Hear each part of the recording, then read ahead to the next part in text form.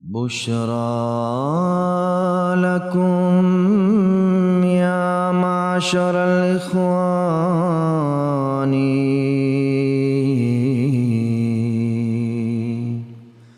طوبى لكم يا مجمع الخلان.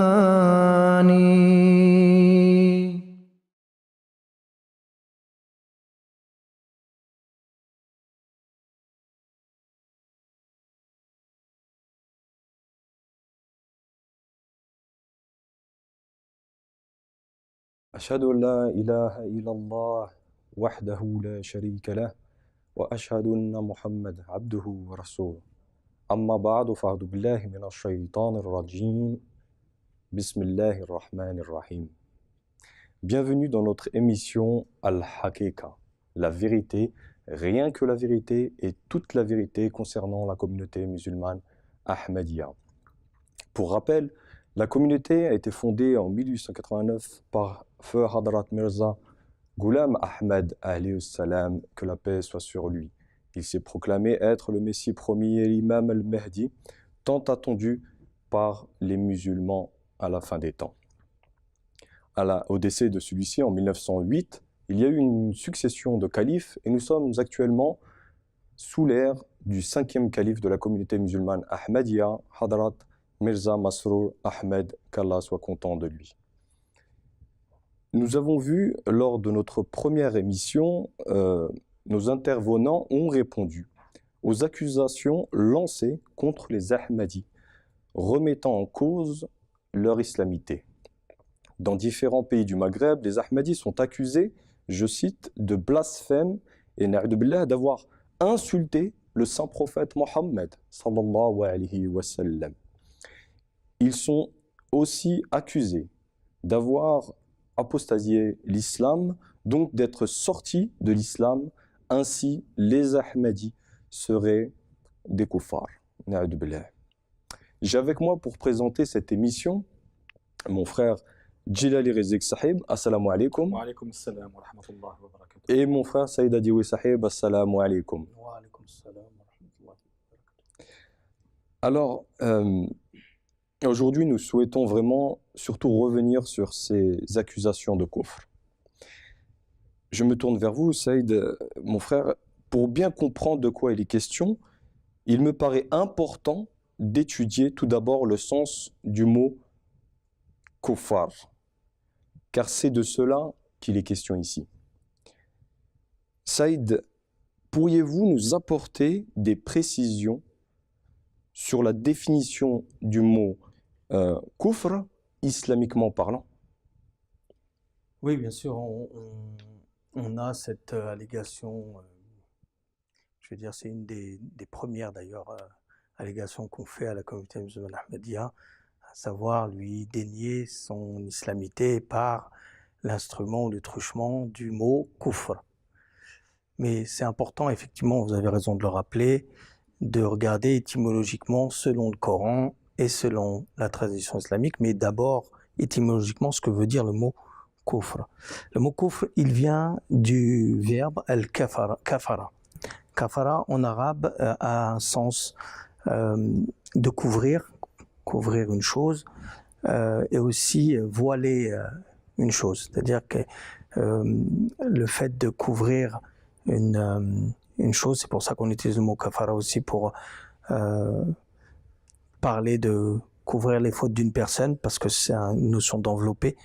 Et là, le mot en arabe, d'où est tiré le mot kufr, signifie couvrir une chose comme si la chose, on voulait la détruire.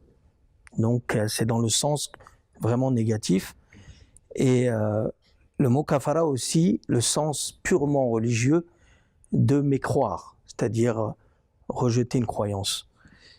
Et donc, on pourrait dire le mot kufr en arabe est à opposer au iman. Le mot iman symbolise la croyance, symbolise la foi, et le mot kufr, l'incrédulité, à savoir le fait de ne pas croire en une chose. Et en référence à Dieu, et là c'est la version la plus souvent retenue dans le jargon islamique, c'est-à-dire le rejet de Dieu, la négation de Dieu, et on va dire, ce sens du mot kafara, c'est-à-dire kafara billah, c'est-à-dire il a mécru en Dieu, il n'a pas cru en Dieu, mais il a aussi une autre signification selon le Coran, et d'autres significations aussi, mais une que j'ai retenue qui est dans Sourate 14, verset 23, qui est en référence à Satan, au jour du jugement dernier, qui va désavouer l'association qu'on a fait de lui vis-à-vis de Dieu. C'est-à-dire que les gens vont se tourner vers Satan en disant que c'est toi qui nous as poussé à tel ou tel méfait, Satan il dira « Inni kafartu bima ashraktumuni » c'est-à-dire je rejette, je nie, je désavoue ce que vous m'avez attribué en termes d'association à Dieu. C'est-à-dire que le mot kufr, kafar, c'est aussi dans le fait de réprouver. Et une question intéressante qui me paraît importante de soulever ici, mais comment on en est arrivé finalement à une simple question de rejet d'une foi, et quand on dit rejet, il faut qu'on se pose la question à l'époque du prophète Mohammed sallallahu alayhi wa sallam, qu'est-ce que le Coran et qu'est-ce que le rapport avec les gens qu'on qualifiait de kafir était. Et en fait, on se rend compte on va voir qu'avec le temps, ça n'a plus du tout eu la même pertinence, plus du tout la même connotation avec l'usage qu'on en fait surtout aujourd'hui. Alors à l'époque du prophète Mohammed sallallahu alayhi wa sallam, le terme kafara était un mot qui était très fort, et il ne désignait que ces personnes qui rejetaient le message avec virulence en termes d'opposition à la vérité. C'est-à-dire que les kafirs qui sont mentionnés, ou les termes « ladina kafaru » dans le Saint-Coran, lorsqu'on s'adresse à eux en rapport avec la mission d'un prophète et ses compagnons, et là en l'occurrence le prophète Mohammed sallallahu alayhi wa sallam, ce sont ces mêmes personnes qui non seulement ont rejeté la croyance, mais aussi il y a une signification beaucoup plus étendue, mais aussi qui se sont opposés de toute leur force à cette croyance, qui sont devenus les ennemis du prophète de l'islam, et qui sont devenus les ennemis qui persécutent les tenants de la religion islamique. Ça, c'est pas une petite chose, c'est pour dire que le mot est tellement fort que dans le Coran, il ne peut symboliser in fine que la véritable opposition à l'apostolat, en l'occurrence l'apostolat contre le prophète Mohammed sallallahu alayhi wa sallam. Quand on a compris ça, on comprend aussi pourquoi on en est arrivé avec le temps à détourner du sens originel, ou utiliser sous un prisme complètement restreint la notion de kufr pour des applications qui ne sont absolument pas justifiées. Et si on a compris ça, on comprendra qu'effectivement à l'époque du prophète sallallahu alayhi wa sallam, on a non seulement cette question d'opposition ferme au prophète, mais il y a une autre chose. N'est taxé ou ne peut être retenu comme étant quelqu'un qui, dans le kufr, c'est-à-dire dans le rejet symboliquement, islamiquement parlant, quelqu'un qui a pleinement eu connaissance de bout en bout des enseignements islamiques, et à qui on a présenté le message de manière intégrale. Donc à ce moment-là, on peut l'attribuer. C'est ce qui nous ramène justement à ce glissement, le glissement sémantique ou étymologique qu'on a vu s'opérer, mais qui ne s'est pas fait de l'époque du prophète sallallahu alayhi wa sallam à nos jours, mais qui s'est fait tout le long de l'histoire, en passant par le Moyen-Âge des musulmans. Il y a un exemple, une anecdote, je vais terminer par là, peut-être pour revenir sur la question de l'utilisation d'aujourd'hui, que vous allez peut-être compléter.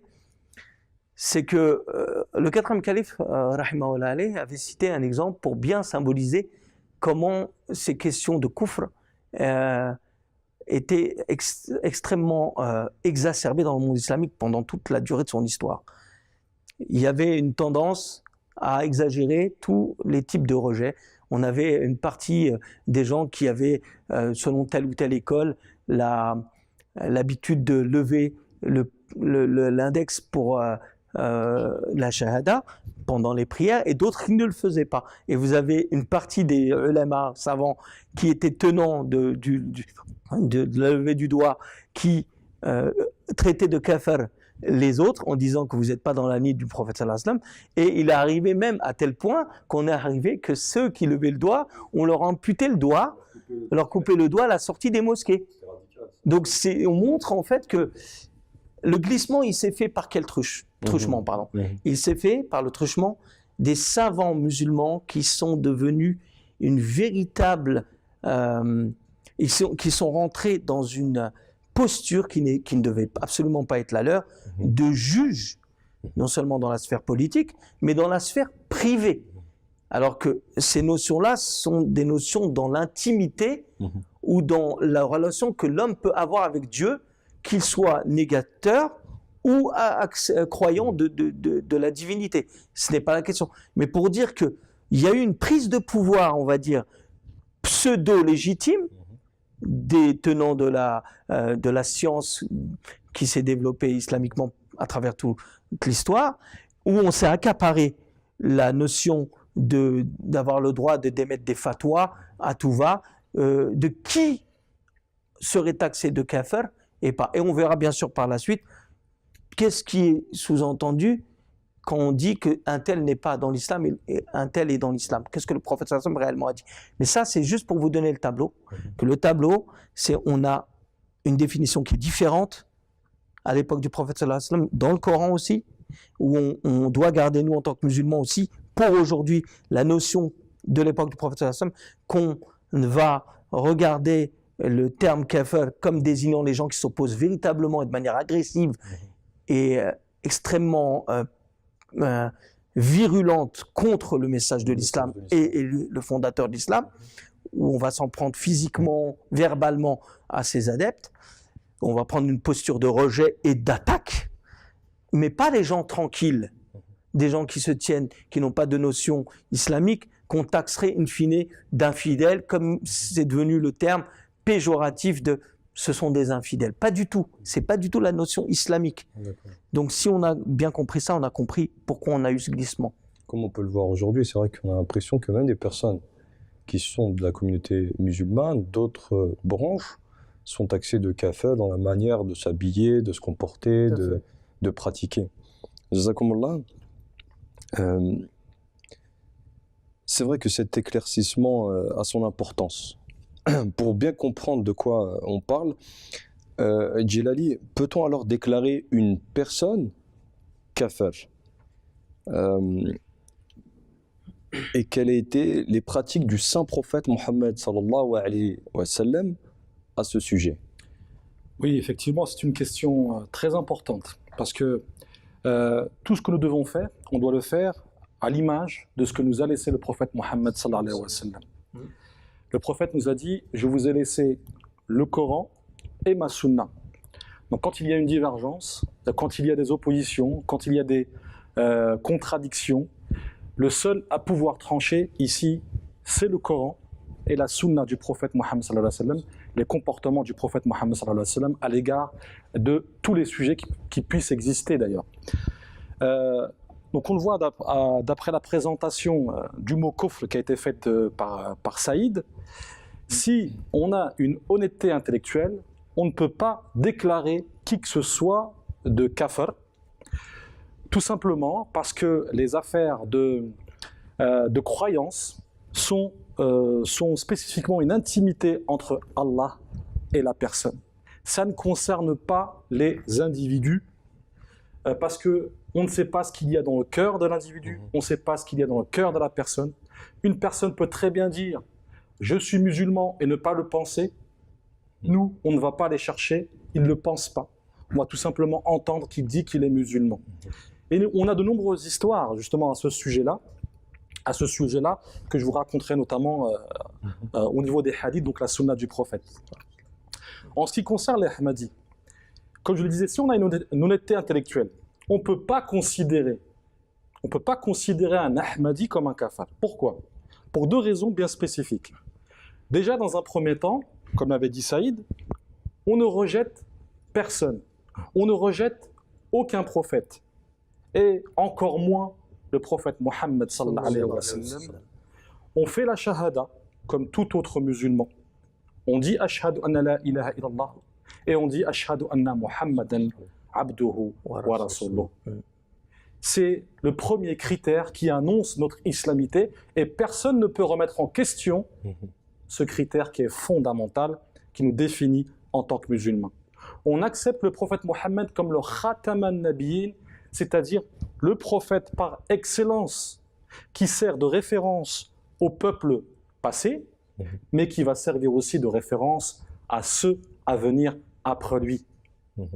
L'islam est la dernière des religions, le Coran est le dernier des livres, et Mohammed est le khataman nabiyyin.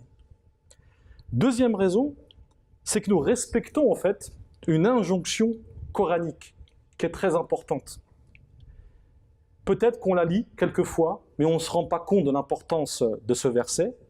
C'est le verset qu'on trouve dans la sourate 2, verset 85, qui dit « Nous ne devons faire aucune distinction entre les messagers d'Allah.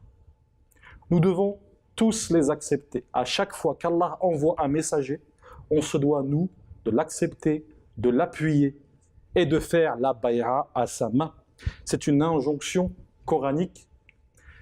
Et donc personne ne peut reprocher à une autre, Allah envoie un prophète, et d'aller justement faire le serment d'allégeance à sa main. Vu que c'est une injonction qui est coranique, vu que c'est un précepte religieux et écrit dans le Coran et stipulé par Allah subhanahu wa ta'ala. On ne peut pas, nous, écouter une simple personne et désobéir à Dieu. Ce n'est pas concevable, et même pour tous les musulmans. Donc, voilà ce qui est important. Et j'aimerais aussi rajouter, justement par rapport à ça, que nous devons faire aucune distinction entre les prophètes. Allah subhanahu wa ta'ala, le prophète Mohammed, ont prévu à la fin des temps une personne qui viendrait pour rétablir les vérités perdues, pour faire revivre l'islam du prophète Mohammed sallallahu alayhi wa sallam. Et à travers qui? À travers l'imam al-Mahdi et Isa alayhi salam. Donc c'est une personne qui à un moment donné aura une révélation qu'il est imam al-Mahdi. Il aura une grande mission. D'après de nombreux hadiths, on voit les missions de l'imam al-Mahdi et de Isa alayhi salam. Ils sont très très importantes. Ils viendront pour sortir les musulmans d'un égarement, des ténèbres. Pour qu'un homme puisse le faire, il faut qu'il ait une relation très très spéciale entre Allah et lui. Et quand il viendra, que devons-nous faire? Rester avec les ulayma que nous avons, les suivre coûte que coûte, alors que Allah et le prophète Mohammed nous a mis en garde contre les ulayma, ou bien appuyer l'imam de notre temps qui a été prévu et prophétisé par le prophète Mohammed sallallahu alayhi wa sallam. Donc ce n'est pas rien, le fait d'être prophétisé par le plus grand des prophètes. Et nous sommes dans cette injonction. Nous avons accepté l'imam al-Mahdi. Maintenant, la question qui se pose, est-ce que cet homme-là, Mirza Ghulam Ahmed, est véridique ou pas? Ceci est une autre question que nous pourrons éventuellement aborder, je pense, et je l'espère, dans une autre émission, la véracité de cet imam. Maintenant, voyons la sunna du prophète Mohammed sallallahu alayhi wa sallam, comment le prophète Mohammed se comportait vis-à-vis des personnes qui lançaient à chaque fois cet anathème de kufr. Vous êtes un kofar, tu es un kofar, etc. Comment le prophète se comportait vis-à-vis de ces personnes-là. Je vais vous citer un hadith qui vient du Sahih Muslim. Donc il nous a été rapporté par Abu Dhahr, radhiyallahu anhu. Il disait, celui qui traite un autre de mécréant ou d'ennemi d'Allah alors que celui-ci ne l'est pas, eh bien il faut savoir que ce qu'il a fait se retournera contre lui. C'est-à-dire le jugement de kufr, c'est une personne dit un musulman, tu es kafir. Selon ce hadith, c'est la personne qui dit qui est en fait. Exactement, cette accusation se retourne contre la personne qui a lancé cette accusation. D'où l'importance de faire attention à ce que nous disons ici. Le prophète nous disait de maîtriser notre langue et de ne pas lancer des anathèmes de kufr comme ci, comme ça, comme si ce n'était rien. Un musulman, c'est quelqu'un qui a de la sagesse, qui doit méditer et qui ne peut pas accuser ou qui ne peut pas porter de jugement sur les croyances d'une autre personne. Qui on est pour juger une personne sur ses croyances? Et d'ailleurs, il y a un autre hadith qui vient appuyer ce que je suis en train de vous dire, qui est connu dans l'histoire de l'islam. Il s'agit du hadith de Oussama ibn Zaïd, connu dans l'islam. Oussama ibn Zaïd était dans une bataille. Et au cours de cette bataille, il avait le dessus sur un ennemi, il était sur le point de le terrasser. Au moment où l'épée allait s'abattre sur la personne, l'ennemi lève le doigt et dit « Ashhadu anna la ilaha illallah ». Mais Oussama, lors de sa bataille, lors de son duel, abat son épée sur la personne et met fin à sa vie. Alors qu'il avait dit juste avant « Ashhadu anna la ilaha illallah ». C'était terrible. Pourquoi c'est terrible? Parce qu'il a été convoqué ensuite par le prophète Mohammed sallallahu alayhi wa sallam. Il lui a dit « Oussama, pourquoi as-tu mis la fin?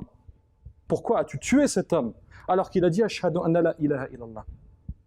Oussama a répondu « Mais prophète, nous étions dans un duel, dans une bataille, et il a juste dit ça pour sauver sa vie. » Qu'a répondu le prophète? « Oussama, as-tu ouvert sa poitrine pour savoir s'il disait la vérité? As-tu ouvert sa poitrine pour savoir s'il disait la vérité ?» Et il l'a répété à plusieurs reprises, à un point où Oussama s'est mis à frissonner et à regretter son geste. Il s'est mis à penser pourquoi j'ai fait ce geste-là et pourquoi je n'ai pas été musulman après cette horrible action que j'ai réalisée. Il était dans le regret. Rendez-vous compte, la personne a juste dit Ashhadu anna la ilaha, elle n'a même pas dit Ashhadu anna Muhammad Rasulullah, elle s'est arrêtée Ashhadu anna la ilaha illallah. Elle n'a pas dit Muhammad Rasulullah. C'est comme a dit tout à l'heure Saïd, c'est vraiment une relation privée entre le créateur et la créature. Exactement. J'ai un autre hadith qui vient encore appuyer ce que je suis en train de vous dire. Il y a de nombreux hadiths qui appuient, et je pense que les musulmans devraient beaucoup méditer sur le Coran, sur les hadiths, dans l'objectif de trouver cette sagesse qui est importante. Un hadith qui est, je pense, très très clair, qui nous vient de Khadash ibn Ayyash, radiyallahu anhu, où on avait Abu Huraira qui était assis avec un groupe, et devant ce groupe, un jeune homme passe, tranquillement passe devant eux. Parmi le groupe d'Abu Huraira, une personne se lève et dit « Ce jeune homme-là, c'est un kafir ». C'est exactement de quoi on parle aujourd'hui. Elle dit « Ce jeune-là, c'est un kafir ». Abu Huraira regarde la personne, se lève et va voir le jeune homme en question. Il lui dit « Qui es-tu » Il lui dit « Je suis un tel, fils de un tel ». Il lui dit « Qu'Allah accorde la miséricorde à ton père ». Il lui dit « Je te vois tourner ta tête à droite et à gauche, que cherches-tu » Il lui dit « Je cherche un endroit pour faire ma prière ». Il lui dit « Tu pries? Tu fais la prière ?» La personne, le jeune homme répond « Subhanallah ». Et en plus tu dis « Subhanallah ». En plus tu dis « Subhanallah ». Et là le jeune homme répond « La ilaha illallah ». Et en plus tu dis « La ilaha illallah ».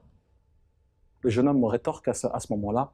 Il lui a dit « Même si vous me donnez toutes les richesses qu'il y a sur terre, pour rien au monde, je n'arrêterai de faire mes prières. » Abu Huraira, très ému par rapport à ce que venait de dire le jeune homme, lui a dit qu'Allah t'accorde la miséricorde, qu'Allah t'accorde la miséricorde à plusieurs reprises. Il retourne pour s'asseoir auprès du groupe. Et là, qu'est-ce qu'a dit Abu Huraira, qui était un très proche compagnon du prophète Mohammed sallallahu alayhi wa sallam? Il a dit, il lui a dit, j'ai entendu le prophète Mohammed sallallahu alayhi wa sallam dire que celui qui porte une accusation qui s'avère infondée, qui ne s'avère pas juste contre un de ses frères, qu'il prépare sa place pour le feu. On voit ici, on ne peut pas jouer avec les mots, on ne peut pas jouer sur les accusations, on ne peut pas jouer sur les jugements, juste comme ça. Allah met une emphase très importante sur le fait de réfléchir avant de parler. Je vais terminer, j'ai pris un petit peu de temps, excusez-moi, je vais terminer par un dernier hadith qui me semble très important aussi pour comprendre les choses. C'est le hadith de de Abu Huraira, qui l'a rapporté aussi, concernant deux frères qui s'aimaient énormément.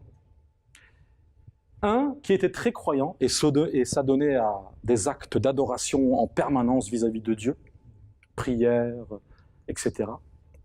Et l'autre qui s'adonnait, lui, à faire des choses qui s'adonnaient au péché, tout simplement.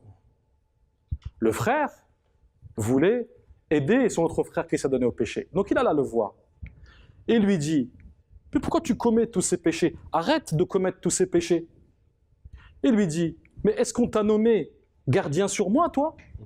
De quoi je me mêle? Est-ce qu'on t'a nommé ici pour me surveiller? Laisse-moi tranquille, laisse-moi faire mes affaires et fais tes affaires. » Vous imaginez? À ce moment-là, qu'est-ce qu'il a répondu? Et c'est là où le frère, justement, a déraillé. Il y a une limite dans le dhikr. Faire le rappel, oui, certes, mais il y a des limites à ne pas franchir. À ce moment-là, la personne pieuse a dit, si tu continues à faire tes péchés, tu vas aller en enfer, je te jure par Allah que tu vas aller en enfer, et Allah ne te pardonnera pas. Le prophète Mohammed raconte que ces deux personnes se sont retrouvées devant Allah subhanahu wa ta'ala. Il a posé la question à celui qui était pieux, et lui a dit, savais-tu d'avance la décision que j'allais prendre à son égard? Et la personne baisse la tête. Il savait pertinemment qu'il avait été au-delà de ce qu'il pouvait faire, de ce qu'il devait faire. Et s'adressant à la personne qui commettait des péchés mineurs, des péchés quand même, il lui a dit « Rentre au paradis par ma miséricorde. » Et lui, la personne pieuse, emportez-le au feu. Vous imaginez?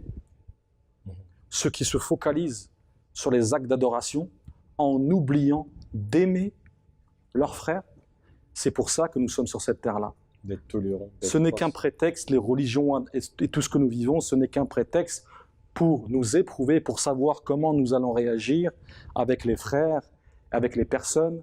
Mais ce que nous devons privilégier, c'est l'amour, al-hub, l'amour pour chacun, pour tout à chacun, l'amour pour l'humanité, l'amour pour notre planète, etc. C'est de ça que nous devons nous nourrir. Mais alors, pourquoi toute cette polémique, toute cette crainte sur la communauté musulmane ahmadiyya? Je voulais juste rajouter une précision et puis je vais répondre à cette question. C'est pour ça que je disais au début, et ça va tout à fait dans le sens de ce que Gilles Saab a dit, je disais au début, c'est un mot extrêmement responsabilisant dans le jargon terminologique islamique. Et il a cité un hadith qui symbolise et qui est connu, il l'a dit, par tous les musulmans. Et je rajouterai juste cette chose que le prophète sallallahu alayhi wa sallam a dit concernant Oussama ben Zayd qui a tué cet homme.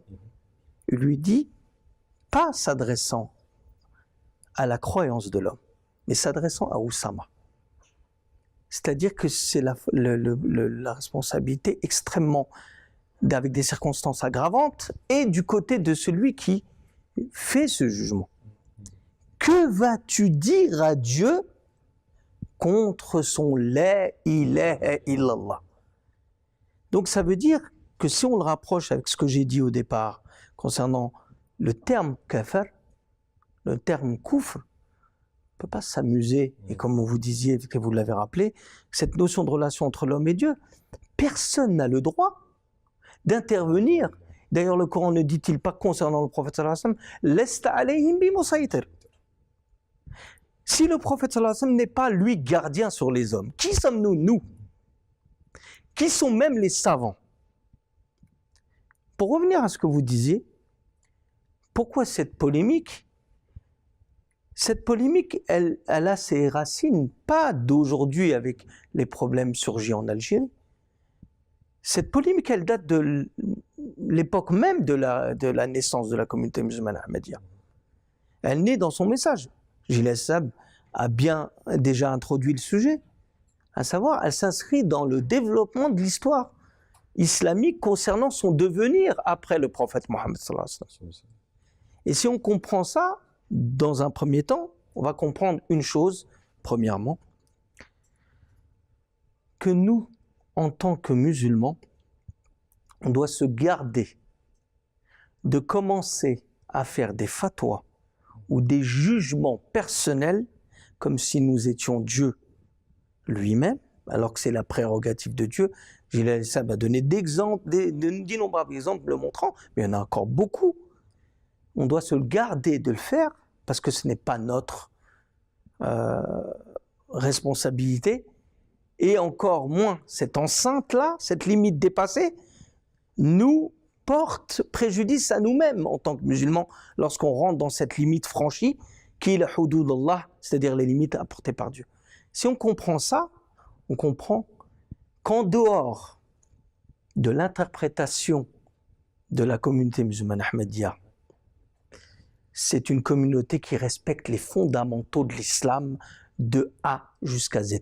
Qu'elles les comprennent différemment concernant la salat, concernant le shahada, concernant le prophète Mohammed sallallahu alayhi wa sallam, concernant le ramadan, concernant le hajj, concernant tous les aspects de la croyance islamique, nous ne pouvons pas les taxer, encore moins eux, d'être en dehors de l'islam. Ceci étant dit, on revient à ce pourquoi cette polémique naît. Non du peuple dans sa généralité, malheureusement plus des officiels et des savants et de tenants de la religion des pays concernés qui se sont fait les chantres de du pseudo-droit à garder ou protéger l'islam, alors que Dieu, c'est lui qui protège cette religion. Et comment on va l'expliquer? La polémique vient effectivement du fait qu'à l'époque du prophète sallallahu alayhi wa sallam, il l'a dit, et tous les musulmans savent ça, connaissent ces prophéties, la question de leur interprétation et la question de leur réalisation est à poser. Mais la question de leur réalité, de leur véracité, elle n'est pas à discuter. La véracité, c'est que le prophète sallallahu alayhi wa sallam, il a parlé de tout ce qui arrivera après lui en termes de conditions morales ou de conditions extrêmement basses de la communauté musulmane dans sa situation. Kayfa antum idha nazala fikum ibn Maryam wa imamukum minkum. Comment vous serez, dans quel état vous serez. Aussi, où il dit que il n'y a pas un vers, il n'y a pas une histoire dans le Coran, et cela prouve ce qu'on dit aussi avec la communauté musulmane ahmadiyya, il n'y a pas une seule fois dans l'histoire des messagers d'Allah où il n'y a pas une mise en garde pour les musulmans d'abord. Combien d'histoires d'envoyés de Dieu nous sont compilées et renfermées dans le Coran? D'innombrables. Mais est-ce que vous pensez que ces histoires sont là pour décorer et pour les autres nations, ou elles sont d'abord pour les musulmans qui sont tenants de cette religion? Elles sont d'abord pour ces mêmes musulmans, symbolisés par Surat al-Fatiha. Lorsqu'on demande la direction, on demande la direction de ne pas être égaré, mais être dirigé comme ceux qui ont reçu la bénédiction et les faveurs d'Allah, à savoir les messagers d'Allah avant nous. C'est-à-dire que lorsque nous sommes avertis dans le Coran, à travers l'histoire de Nuh, alayhi salam, à travers l'histoire de Lot, à travers Ibrahim, alayhi salam, à travers Moussa, alayhi salam, à travers Daoud, alayhi salam, à travers tous les messagers d'Allah, mentionnés ou pas, Shu'aib, Hud, alayhim salam, on a une constante que Allah il nous a gardée dans le Coran. À chaque fois qu'Allah il envoie un messager, les gens ne font pas attention. Ils rejettent ce messager sans prendre le temps d'analyser ses revendications à la lumière des prophéties antérieures. Tout à fait. Est-ce que vous pensez que le prophète Mohammed sallallahu alayhi wa sallam, qui annonce la venue du Mahdi, qui annonce la venue du Mahdi et du Messie après lui, est-ce que vous pensez que les gens qui vont vivre cette époque vont accepter facilement, ou vont-ils rejeter comme ont rejeté les peuples précédents? Évidemment, c'est une constante. C'est une habitude. Et une habitude que chaque peuple, on ne peut pas dire le peuple juif a rejeté, les Ben Israël ont rejeté, nous sommes exempts. Non, le Coran et les hadiths nous disent aussi, vous allez faire pas à pas les mêmes erreurs que vos prédécesseurs. Donc ça veut dire quoi? Ça veut dire que si vous voulez comprendre la polémique, vous devez revenir d'abord à ce que le prophète sallallahu alayhi wa sallam a dit. Et lorsqu'il annonce, évidemment aujourd'hui on ne pourra pas développer tout, mais c'est une introduction, lorsqu'il annonce l'arrivée du Mahdi, l'arrivée du Messie, il dit quoi? Il dit « Badal islam ghariban, faya'aidu ghariban l'islam ». L'islam, il a commencé étrange, il est venu étrange. Il reviendra de manière étrange. Quelque chose d'étrange. Donc ça veut dire quoi? Ça veut dire qu'aux yeux du commun des gens, malheureusement, avec l'appui des savants musulmans qui ne jouent pas leur rôle, malheureusement, eh bien, ils ont une perception de ce qu'ils considèrent être comme l'islam, eux, comme étant ce que Allah veut, complètement déformé. Voilà la nécessité d'un envoyé d'Allah. C'est vrai qu'à chaque fois qu'on transmet le message de l'Ahmadiyya, on a l'impression de ramener quelque chose d'étrange, alors qu'on ne fait que répéter ce qu'il y a dans le Saint-Coran, dans les hadiths, les enseignements du Saint-Prophète Mohammed sallallahu alayhi wa sallam. L'Ahmadiyya n'invente rien, elle ne fait que reprendre les prophéties de notre bien-aimé prophète Mohammed sallallahu alayhi wa sallam. On va être un peu pris par le temps, je crois qu'il doit nous rester à peu près 10 minutes. Dans ce cas, d'où vient cette déclaration de kufr? À chaque fois, on a entendu en Algérie, en Pakistan ou dans d'autres pays, concernant les Ahmadis, ils ne sont pas musulmans, ils sont mécréants, ils sont kafirs. D'où vient cette déclaration? À partir de quand? À quelle époque? Et qui a décidé ça? Alors, c'est pour ça que je disais qu'il est important aussi de revoir toutes ces accusations à la lumière des développements non seulement sociétal, mais aussi politiques. Et ce qui se passe, c'est que la communauté musulmane, depuis un certain nombre de temps, est en crise, est en proie à la division et au désaccord extrêmement accru, et on le voit au niveau des gouvernements aussi. C'est-à-dire, on voit bien aujourd'hui dans les crises mondiales de certaines régions, que même la Ligue arabe n'est absolument pas d'accord sur ses prises de position, ni la Ligue islamique mondiale. Donc on voit que c'est plus de l'ordre du politique. Alors en 73, 74, il y a une décision, bien sûr venue du Pakistan, de faire en sorte qu'on élise un chef, et pour que les musulmans puissent être unis. Un chef religieux. Un chef religieux. Mais quand on mêle la politique à tout ça, ça donne une catastrophe. Sans compter qu'un chef, autrement dit calife, ne peut être nommé que par Dieu. Il ne peut pas être nommé par les hommes. Donc ce qui devait arriver, arriva. C'est-à-dire une convocation chapeautée par l'Arabie Saoudite en connivence avec le Pakistan de l'époque, qui ont décidé que oui, vous voulez nommer un chef, un dirigeant pour toute la communauté musulmane, la Ummah Islamia, mais il ne faut pas oublier que d'un côté, vous avez la communauté musulmane Ahmadiyya qui a déjà un calife. Donc c'est un problème. Ce qui posait problème. Donc là, on voit les implications politiques sous couvert de religion, parce que je dis politique parce que c'est plus politique que de la religion. On a utilisé une recette qui marchait bien avec la communauté musulmane Ahmadiyya pour dire oui, nous, on n'arrive pas à s'unir, mais on voit bien que s'unissent.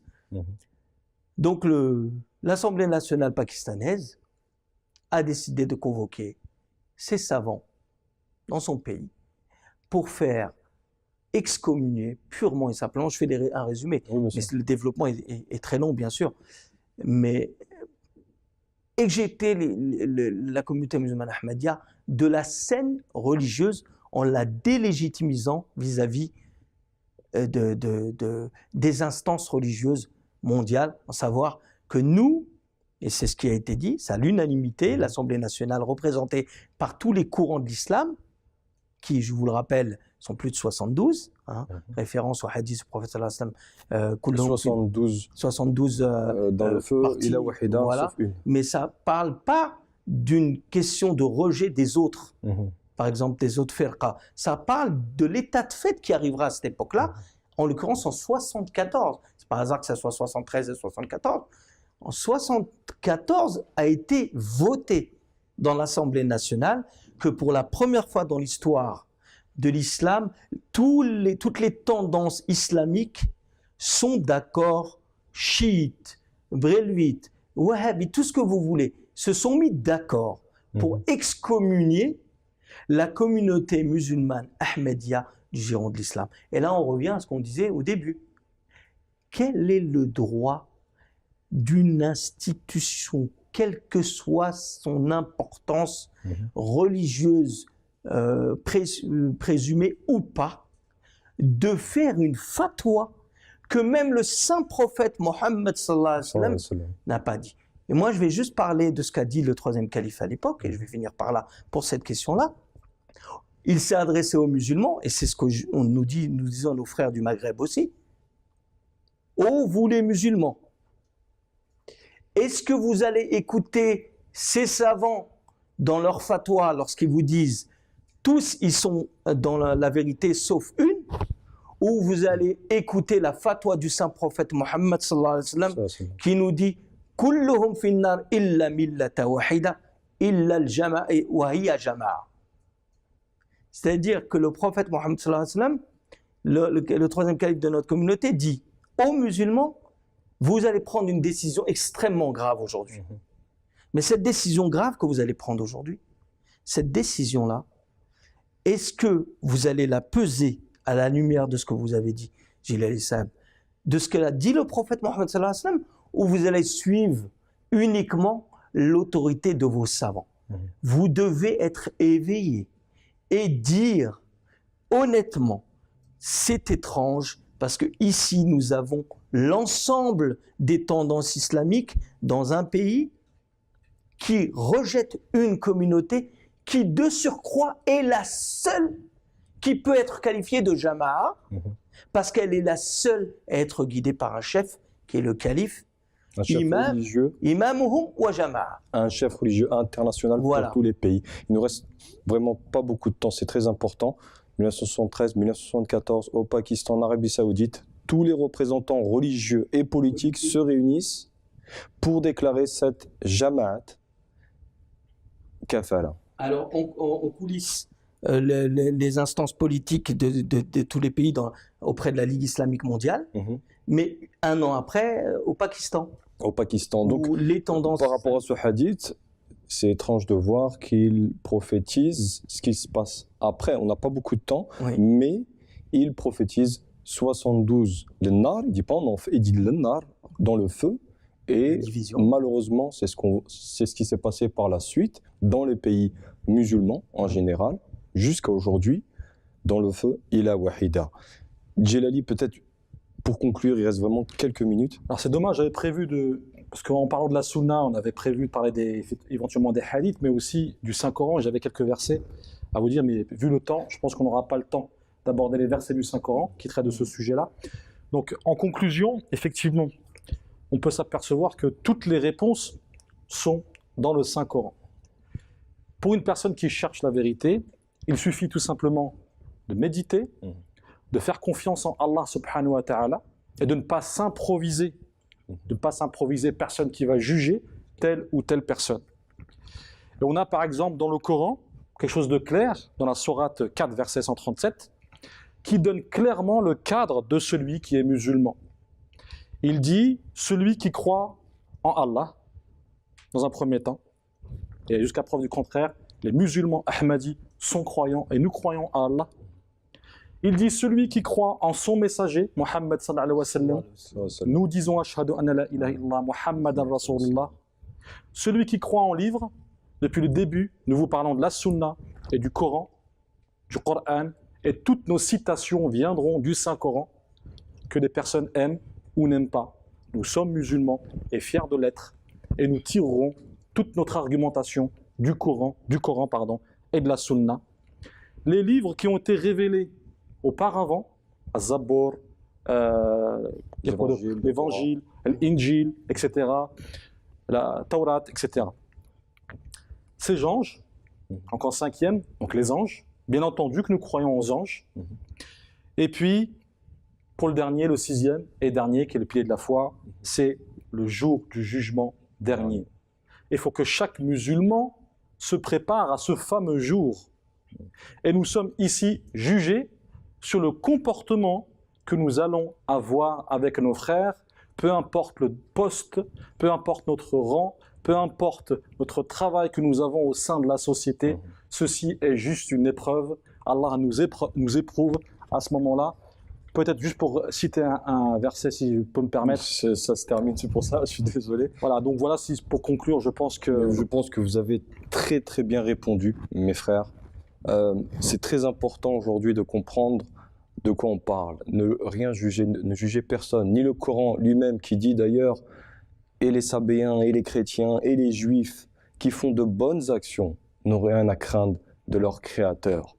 Donc nous voyons bien cette religion, la tolérance de cette religion que nous ne voyons nulle part d'ailleurs. Je vous remercie mes frères d'avoir répondu à ces questions, Jazakumullah, pour tous ces éclaircissements qui étaient très importants. Nous sommes tous frères. Se respecter, ne pas s'injurier, ne pas se lancer des anathèmes de kufr sont très importants. Je vous remercie, j'espère que nous avons pu répondre à vos questions. Je vous dis à très bientôt pour une toute nouvelle émission. Jazakumullah wa salatu wa salam ala Rasulullah sallallahu alayhi wa sallam. Wa salamu alaykum wa rahmatullahi wa barakatuh. Wa alaykum salam.